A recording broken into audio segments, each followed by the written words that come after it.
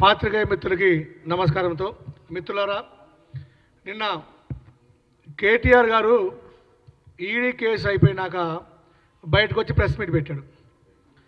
Press మీట్లో మాట్లాడుతూ మళ్ళీ అవాకులు చెవాకులు తొల్లగొడుతున్నాడు, మీసాలు తిప్పుతున్నాడు. మీసాలు లేవులే తిప్పడానికి, మీసాలు తిప్పుతున్నాడు, పెద్ద పెద్ద మాటలు మాట్లాడుతున్నాడు.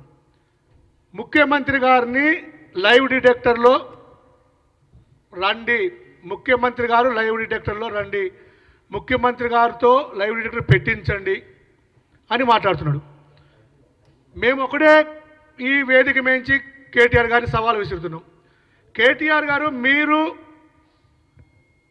లైవ్ డిటెక్టర్ పెట్టించే అడిగే అర్హత మీకుందా?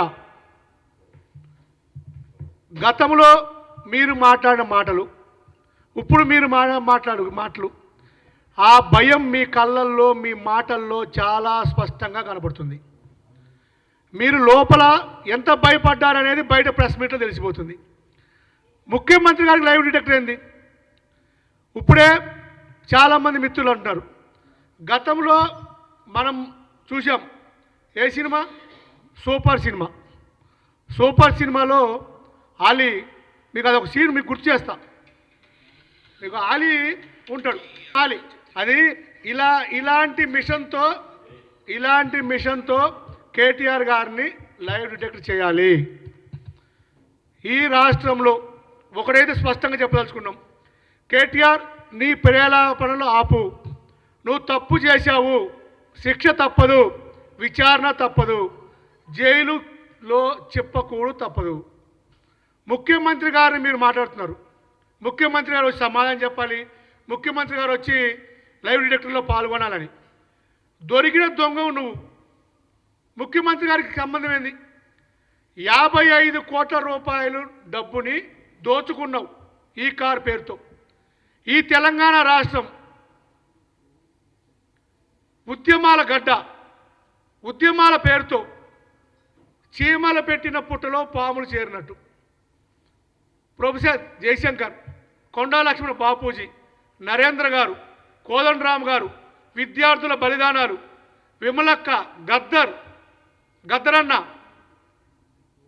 నిరుద్యోగులు, ఉద్యోగులు, మహిళలు, ఇంతమంది ఉద్యమం చేసి తెలంగాణ సాధిస్తే ఆ రోజు అమెరికాలో ఉన్న నువ్వు అధికారం రాగానే ఆ రోజు ఏమీ లేదన్న మీ నాయన, నేను మా అమ్మ తప్ప నా కొడుకు కూతురు అమెరికాలో ఉన్నారు, ఈ రాష్ట్రం ఉద్యమం సాధించడం కోసం అన్న మీ నాయన తెలంగాణ వచ్చిన 10 సంవత్సరాల్లో లక్షల కోట్ల రూపాయలు అవినీతి చేశారు.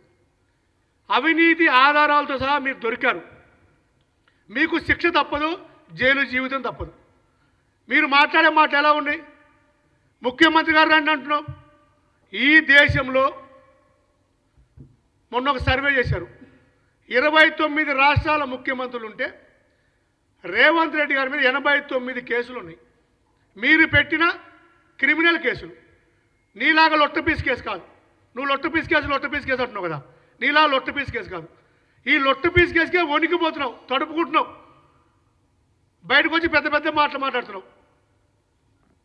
ఎక్కడ కేటీఆర్? నీకు అర్హత ఎక్కడుంది?